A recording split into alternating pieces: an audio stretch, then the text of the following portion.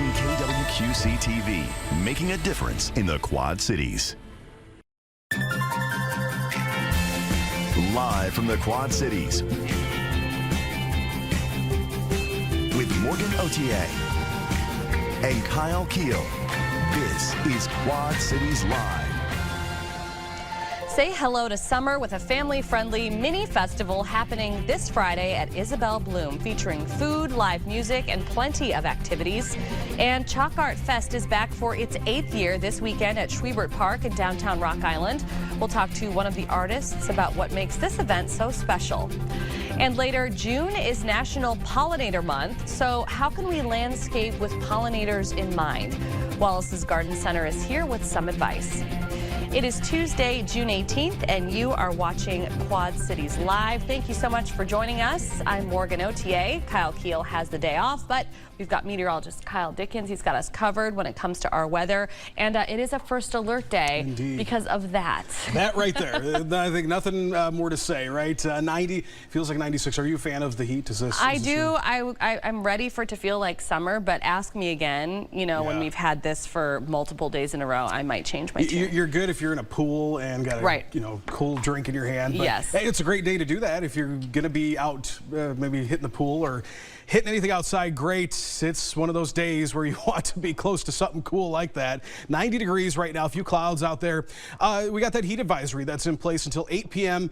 This might get extended tomorrow. We got that first alert day that we have in place as well for that heat as we look at our feel-like temperatures that could approach the triple-digit mark here. 90 right now, Moline, Muscatine, and Mount Pleasant.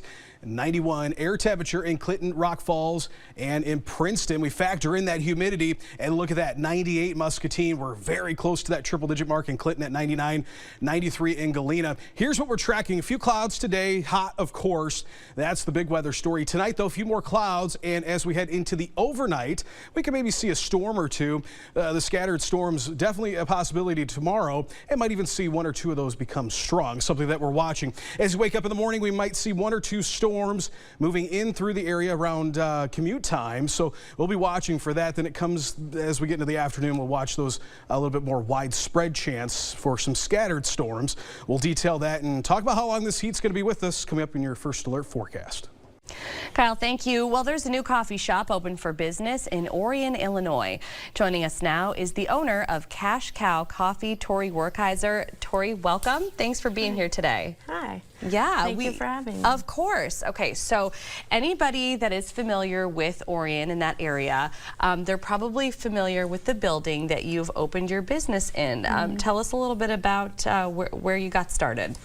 My mom actually relocated her flower shop, the Enchanted Florist, into the old Pizza Hut building. And when she told me that she was going to relocate, I decided that would be a perfect spot to have a coffee shop. It's right off 150. It has a drive-through already. So I decided I was going to get out of the vet med industry and move into the coffee shop and start from scratch. And so now we have her business and my business under one roof. That's amazing. So two businesses under one roof, a floral shop, which we will talk a little bit about, and the coffee shop. So you probably had to make a few changes to the building. Talk a little bit about the renovations. So when we first moved in, we did lots of cleaning, things like that. We did paint the interior. It was red brick, so we did paint the interior. On the outside, we did paint the outside of the building and the roof. We didn't want it to have that Pizza Hut look. We wanted to have our own new look. So I added the menus outside as well as this fiberglass life-size cow. Look at that. I got that from Songbird Lane Antiques in Cambridge. Which we've had on the show before. Yes. They have amazing, amazing stuff. Yeah, so we did, like I said, we painted the red brick to white on the interior. We had new countertops because they were green. We did lots of cleaning. I put up beautiful. I put tin up on the walls to give it that farm agriculture look. Like I said, we kind of just wanted to have it be our own new look. And That's kind of been a mission, you know, from what I read about your business is kind of, you know, giving it that agricultural look, because that's something that you've been super interested in and kind of grew up around. Right. And your mom's business is a floral business. And so how do these two businesses truly work together? Because I was talking with you and your mom, who's here today, before the show, and, you know, they really lend themselves to one another, to come in and have a cup of coffee and maybe, I don't know, check out some flowers. Yeah, we do kind of feed off of each other. Some people that come in for coffee then tend to look around. She has a lot of gift items or flowers, just things like that. Yeah. So like I said, we kind of Lovely. feed off each other. They'll come in for flowers and get coffee, or come in for coffee and get flowers. I love that. So, yeah, we do feed off each other. So Cash Cow Coffee, where did you come up with the name for your business? I wanted something fun, catchy, and related back to agriculture. Yeah. And my favorite animal is cows. Yeah. So I wanted to bring that into my business. So we found Cash Cow Coffee. It's fun. It flows. It is very catchy. fun. Yeah. Okay, so I can't even believe this, but you've only been open for about 2 weeks now, correct? Yes. So how's it been going? It has been going great. It's way better than I thought. That was one of the things I was kind of worried about, was I didn't know what to expect. Yeah. So the community of Orion has been behind me. My family, everybody has been supporting me, and it's been going phenomenal. Well, we're so happy to hear that. We want to hear more about your drinks. So first, your mom told me to make sure I asked you about the names of your signature drinks. Yes. So, and they're very cute. I've already heard them. So tell us about them. Yes. So relating back to agriculture, I wanted my signature drinks to have that agriculture reminder. So I have the Cattle Master, the Baldy Cow, the Healthy Heifer. It's all sugar-free. I just wanted those drinks to remind people that agriculture is everywhere. I love that so much. Okay, you're going to make us a drink today, and this actually comes off of one of your really unique menus, because you're going to be switching up some menus all the time. Yes. So when fun holidays, things are going on, or things that mean a lot to me, I want to have a menu for it. So this week is the Henry County Fair, and growing up, I showed livestock, so that was one of the things I looked forward to in the summer. So this week we have our Henry County Fair menu, like I said, and we have the lemonade shake-up, the fried Oreo cookies and cream frap. It tastes like Oreo ice cream. It looks like heaven. And then our cotton candy lotus, which is our energy drink, and that's the one I'll be making today. Okay.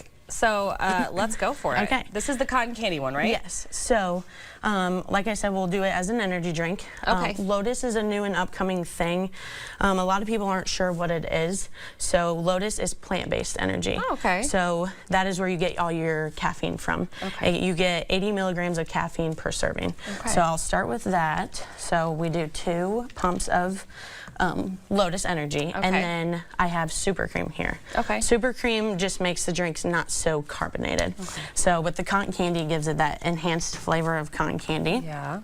And then obviously our cotton candy syrup. Yeah. So I will put that in as well. Where do you learn to make all of these? Like for me, that would be the most daunting, like scary thing is learning how to make these drinks and then being able to do it like just quickly, especially when you're in the middle of a rush. When I was down at college at Western in Macomb, I worked at a coffee shop there.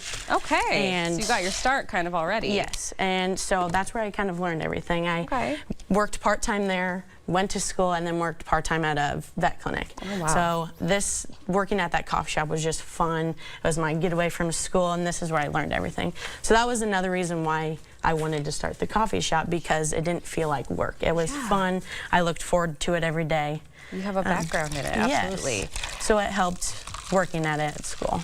I feel like this is going to be delicious. And you also sell some baked goods as well. Yes. So you have, as you're mixing that, off to the side here, you have what, like a cinnamon roll and these like cinnamon bites, I think you called them? So I partner with Harvest Bakery in Erie. They were nice enough to let me partner with them. Yeah. So I have their original cinnamon roll every week, along with a flavor of the week of a cinnamon roll. So each week they have raspberry, caramel pecan, blueberry, caramel apple. So I switch it up each week, but I'll always have the original cinnamon. Yeah. Along with their cinnamon bites, I have those as well. Those have to be a hit. Yes, especially they are. with parents coming in with their kids. Yes. You can have a cinnamon bite. And they're easy to eat on your way to work. Absolutely. It's easy. Well, exciting because we're going to have them on the show tomorrow. So we're going to get to, fun. we're going to get to learn Awesome. more about. Can I try this? I'm Absolutely. just going in. Yes. Like I didn't even. Okay, so this is the cotton candy one. Yes. Oh wow, that's perfect. Yeah. It's so good. This is one of your energy drinks? Yes. So it's supposed to be a healthier source of energy instead of like the Rockstar or things like that. I do have the Rockstar for an People alternative. prefer it. Right. I gotta say this is fabulous. Good. And this I'm is glad the you like it. plant-based one Yes. that you were telling us Yes. about. Amazing. Okay, so we've got the business hours there on your screen, pretty much open all the time, especially when Yes. you need an energy drink or coffee the most. And you can find them on Facebook by searching Cash Cow Coffee Inc. Tori, thank you so much and congratulations. This is Thank very you so exciting. much. Yes, thanks Thank for you for being having here. me. Of course. Still to come on QCL, Hello Summerfest is back this week at Isabel Bloom in Davenport. We'll take a look at the schedule of events, including fun for the whole family. You're watching Quad Cities Live. Well, summer officially begins this Thursday, and Isabel Bloom is kicking things off with a Hello Summer mini festival. Here with the details from Isabel Bloom are Donna Young and Emma Dangler. Both of you, welcome. Thanks, Morgan. Yes, thanks for being here. Lots of fun stuff to talk about today. Now, Donna, Isabel Bloom has been a staple in our community, to put it lightly, for a very long time. But talk a little bit about your part in the entire legacy. Well, yes, Isabel started the company 60 years ago. Yeah. And I started working for the company about 40 years ago. Wow. So I worked with Isabel for half that time, Yeah. I guess. And she passed away in 2001. And I've been very fortunate to be able to carry on her legacy with doing my own designs, my own sculpting, and then bought the company. I'm running bad with numbers, but about 2011, I think Yeah. it was, with a couple of co-workers. Yeah. So I've been involved for a long time. Yeah, an artist with the company, doing really beautiful work, I have to say. And Emma, well, Donna is your mom. Right. And you are continuing in that legacy as well. You are an artist yourself. Just talk a little bit about what you do now with Isabel Bloom. Well, I've worked there for going on 9 years, I think now. I started off working in the stores. I currently work in the mold room. I've done a couple of other things in production, but now I'm still working in the mold room, but also starting to sculpt. So these are my second and third pieces to come out so far. So. Congratulations. That's really, really exciting. And we were looking at the items because all we have before, our guests arrive on the show are just some photos of the items that, you create or you'll be bringing in with you. And I have to say, this is amazing work. And it's so cute and fun and kind of like whimsical and special. And I think, it's going to be received so well by so many people. So it's something to be proud of. And that is, Donna, something that I think that you guys have worked to bring to Isabel Bloom is making things a little bit more innovative, along with keeping those things that are traditional and favorites of folks in our community. And that's, you said it perfectly. We do want to stay true to so many of of the pieces that Isabel designed, but we also want to be relevant for this new generation coming up, and I really feel like we are. And the word we try to get out is we're not your grandma's blooms anymore. I mean, we still are, but we're not just your grandma's blooms or your mom's blooms. Come in and see. We've got a lot of fun, whimsical pieces. We do a lot of, these are our traditional weathered bronze pieces, but as you can see, the planter down below has a bright coral color on it. So we cast in any color that you can get mold or dye in. And I think what Emma's going to bring is just that young, more innovative, crazy ideas that I would never think of. I would not have thought of doing a ginormous a fat cat. Fat cat. We love it. They're so cute. We've got a fat cat and a medium cat, which and you know, you're asking the community to come celebrate with you this Friday, actually. So you're holding your festival, your Hello Summer Festival. You've done these before, but not too many of them. They've been really well received. They have been. So kind of explain to people what they can expect if they come out on Friday. Well, you know, we're opening at 10, so you'll be able to, you know, shop all day, but the food truck gets there at 4, and then Lojo Russo, who's awesome if you've never heard her sing, and she does a lot of original songs. She'll be there from 5 to 7. We block our parking lot off, and we'll have a lot of tents up for shade, but there's going to be a nice breeze, and it's going to be partly sunny, and we've got a lot of kids That's what they tell us, activities. Kyle, Yes. right? That's what they tell us. Yeah, it's going to be a great thing for families. Even right there on the schedule that you provided for folks. Bring your cooler, bring some lawn chairs, just go enjoy. But I think what is especially neat about it is it's a chance for people to see a little bit more of Isabel Bloom and, you know, take this as an opportunity if they've wanted to come in and check things out in the past. Well, why not do it now? Right. You know? Right. There'll be lots of fun things. They can sign up to win things and just, you know, first opportunity to buy Emma's designs here. I was going to say that. So, Emma, this is going to be the first chance for people to check out your designs. Yes. Amazing. And you have what? I think I read like 50 of the fat cats available. So the medium fat cat will be making until Continually. until we decide not to anymore. Right. There will be tons of those. The large, we're only making 50 of those. Okay. That's an incentive. Yeah. I love this guy. He's very heavy, and every step of the process is done by hand. Oh, wow. And we basically just didn't want to hurt anybody, so so we could only do. We cut it off at 50. Yeah. We got it off at 50. We had to limit it. Got it. It's also So. going to be the planter that you spoke about, that you brought with you today. It's the first chance that people are going to get to see this as well. Yeah. And that'll be available. It is also limited, but not as limited. We're going to make that all the way through summer. It's our Okay. Summer Vibes planter. Summer And you can Vibes plant right in planter. it, or Oh, you there can, they like are. I set a house plant in it. You can just set a plant in it, or you can plant directly in it. Yeah, they're absolutely Comes beautiful. in 3 colors. Yeah, beautiful things. It's going to be a great day. I got to ask, why is it important to you to host an event like this? Not only because, you know, it's an opportunity for people to explore Isabel Bloom and maybe take a tour if they'd like, but just come out to the area. Why is Exactly. it something that you wanted to do? Well, you know, the community is good to us. We love the community.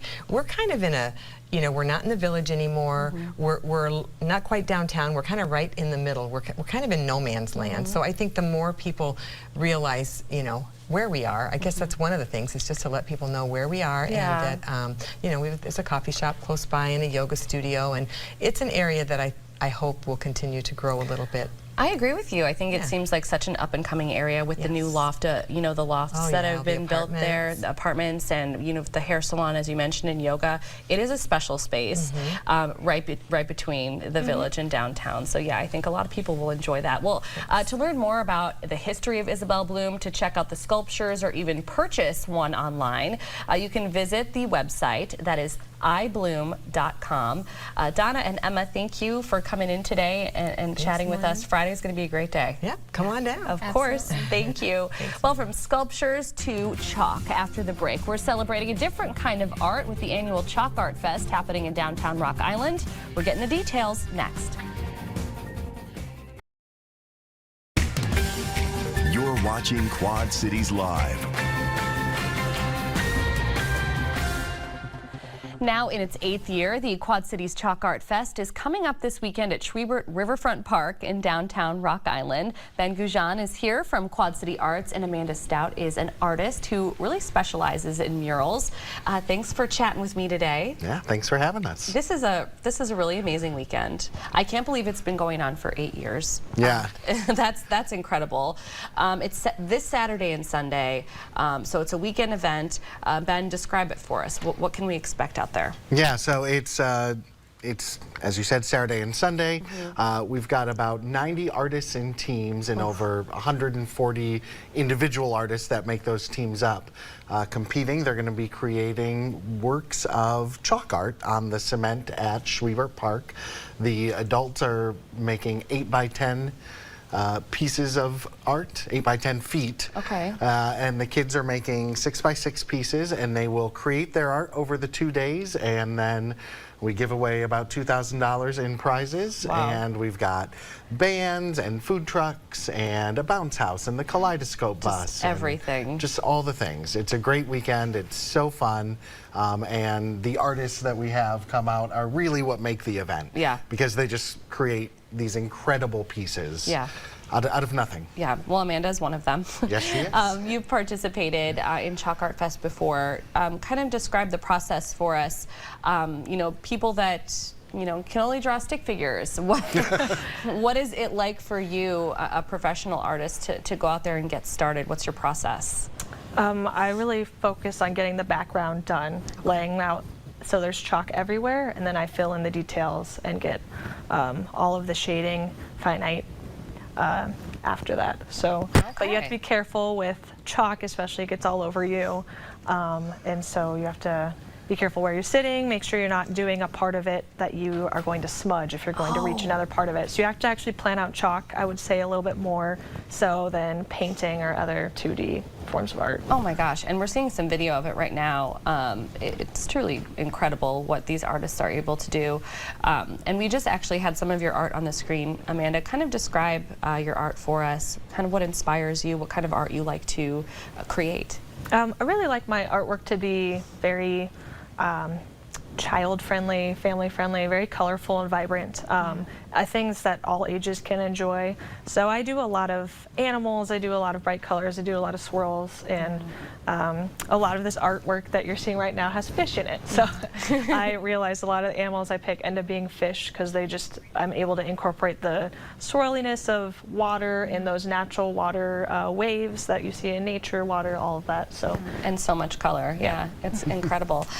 So for artists, Ben, do you guys supply them with what they need to do this? Do they bring their own stuff? How does that all work? Yeah, so we do supply them, and one of our sponsors is Blick Art, and with a 48 count of soft pastels to work with. So wow. all the artists get that. A lot of them supplement with their own chalk. Okay. Because it's a large It's square. so nice, though, that you can provide that. Yep, we're able to provide that, and then we just give them the space, and everything else is from them. And like I said, I'm a stick figure guy. Yeah, same. So it blows me away. Yeah, I'm with you. And then roughly how long does it take these artists, or how long do they have, maybe is the better way to put it? Yeah, they have about 9 hours on Saturday and 5 on Sunday.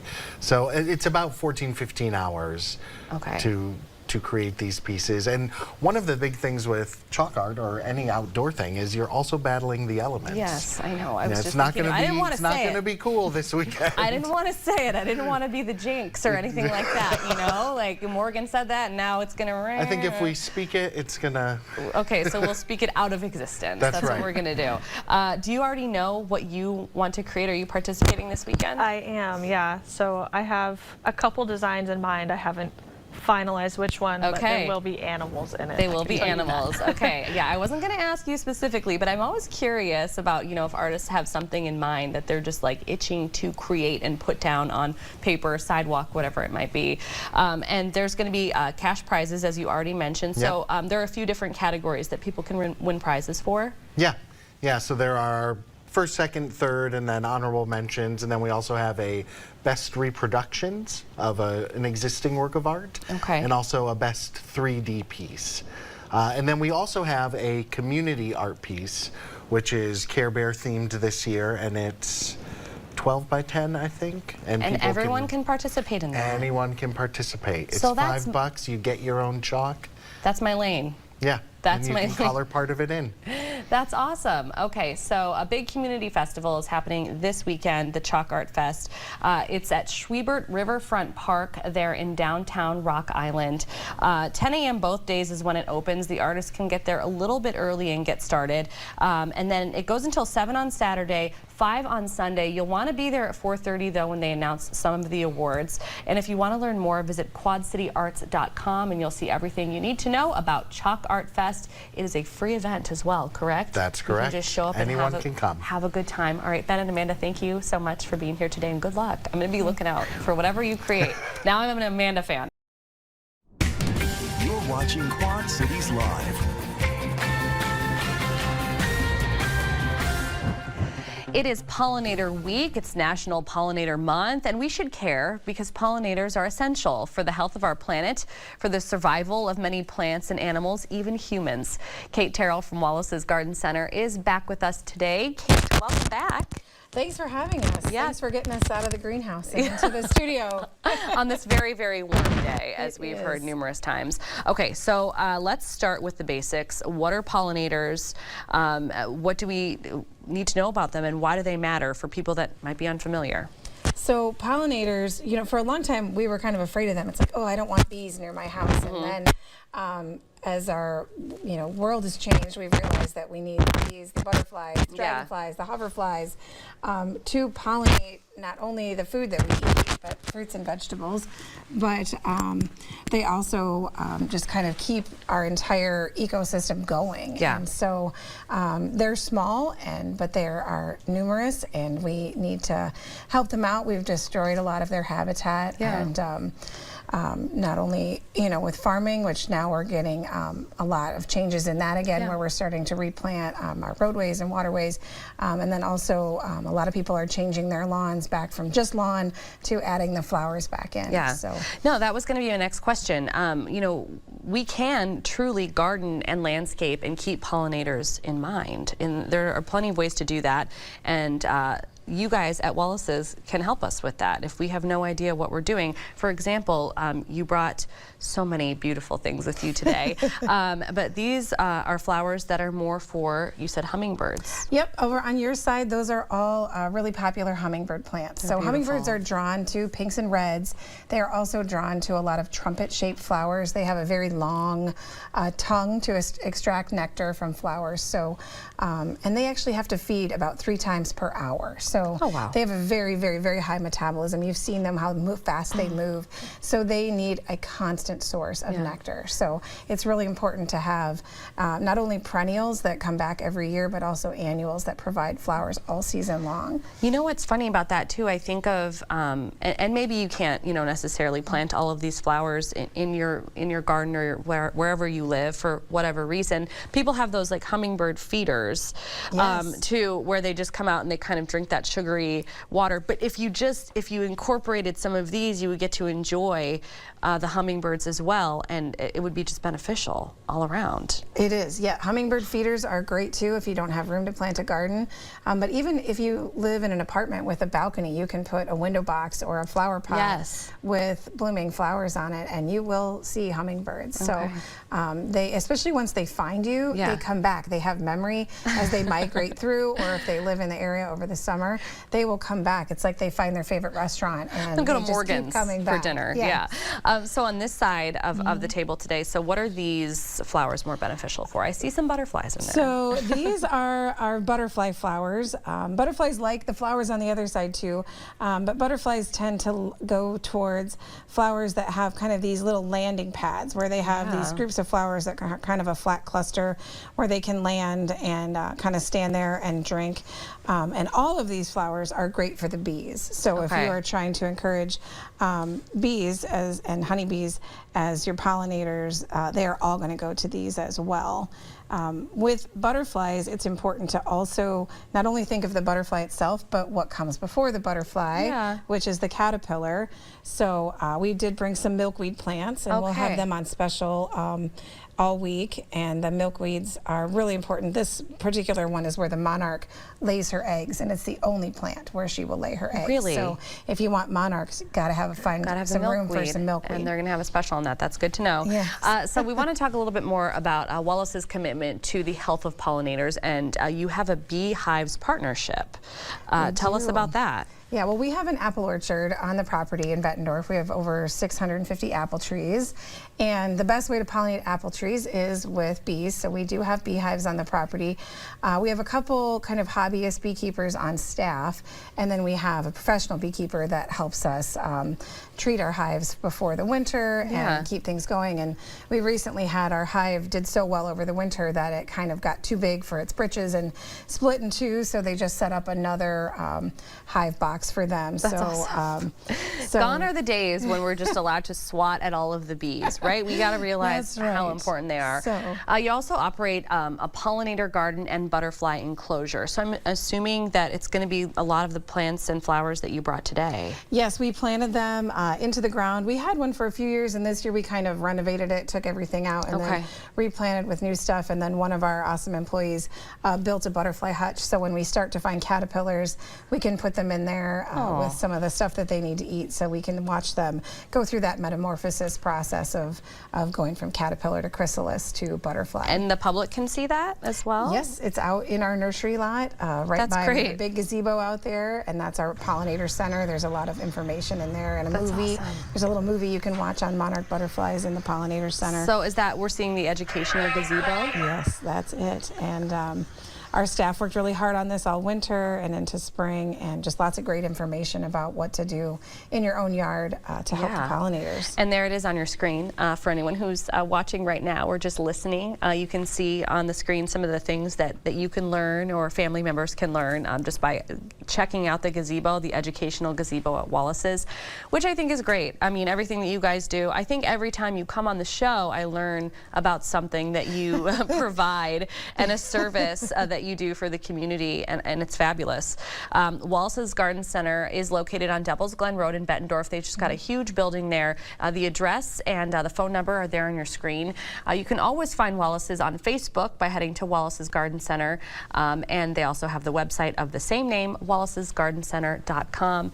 And don't swat at the bees, right? That's right. Yep. And this weekend we're having sales on perennials, so if you want to start a pollinator garden, we can help you, and we'll have a food truck from 11 to 2. And ask questions, because you guys are really helpful when it comes to us newbies out there. A lot of knowledge from our staff. Kate, thank you.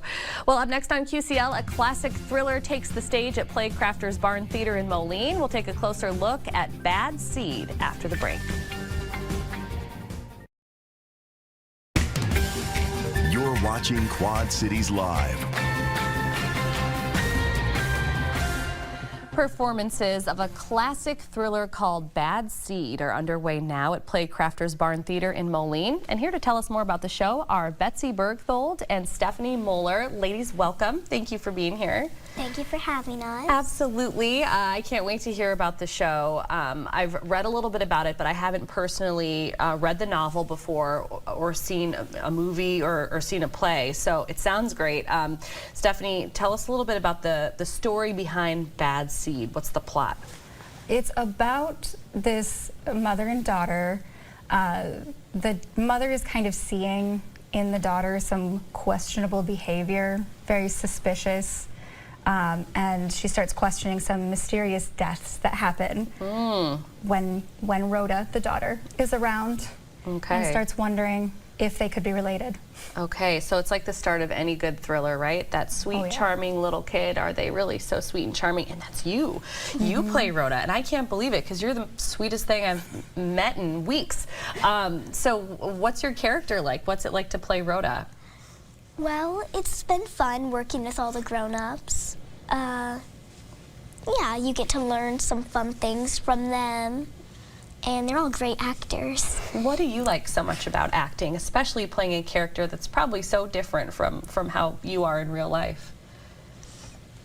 I don't don't know. I just really like acting and like being on camera. Yeah. So. Well, you're doing a good job. You're about to take mine. And you play, as you mentioned, Rhoda's mom, Stephanie, and her name is Christine, correct? Yes. So what is her character like? Kind of describe what she has to deal with throughout the play when she, from what it sounds like, is one of the only folks suspecting that there's a problem here. Well, she's not the only one. Okay. There is another person who is also a mean, nasty person who also sees right through Rhoda. But Christine, she has a lot of repression. It's like the 1950s, so there's a lot of that mentality of hiding when you're feeling upset and hiding any kind of like negative emotions. So she doesn't like anything negative. She doesn't really like violence. Right. She doesn't like to talk about murder. So it's hard to confront all of this. Oh yeah, and she slowly has things revealed to her about her own life that she didn't know, and it kind of changes everything for her. And she's, at the same time, she's watching her daughter kind of be herself, which may not be a good thing. Right. That's what it sounds like. You know, we know Patty is directing this play. It is a thriller, this play. Do you feel like there's something that's more challenging in you know, putting together a play that is supposed to make people feel, I don't know, a little bit scared or on the edge of their seats? I mean, is there a different kind of work that goes into it, you know, as an actor? I mean, Betsy's natural at it. She's real good at just being creepy. So there's that. Because when you're adorable, it's just easy to... You know, I think you're right. To give that, like, that smile that she gives. And she's doing it right now. Yeah, you can't... You are good. Right? And then when you think about that associated with bad things, you're like, that's really creepy. Yeah. But other than that, for us adults, it's a lot of having to believe in it ourselves, like having to believe in the scary stuff ourselves, and just put that emotion out there so that other people can feel it too. No, it absolutely makes sense. So you guys have already had your opening weekend. Betsy, what was it like being on the stage, and what was the response like from the audience? Well, I think they liked it. I bet they did. Yeah. Yeah. Did you like being up there? Performing? Yeah. Yeah. It's a fun show. Yeah, it sounds like it is. A lot of people talking about it, saying that it's been great. I mean, what was it like for you to get through that first opening weekend and be able to put this on? It's, in a way, it's a relief. I think everybody who does theater kind of feels that, of like all of it mounts up to this moment, and you get to do the show and you start to feel a little more like you can just enjoy. You don't have to think as hard. You don't have to work as hard. You don't it just kind of calms down, and you get to just enjoy the ride. You settle into it a little bit. Yeah, absolutely. And it is a really cool place to see a show as well, right? For anyone that's not been to Playcrafters Barn Theater, it's a special place. You feel like you're kind of up close and personal with the actors as well, and with the stage. Oh yeah, the front row is very, very close to us. It's probably about less than 5 feet from the first person. Yeah, and it's they're special. Right there. Yeah, a really cool thing. Well, we want to encourage everybody to head to playcrafters.com or call the number on the screen to get your tickets to go see Stephanie and Betsy in Bad Seed. Thank you so much. And thank you so much for watching. Your News at 4 is up next.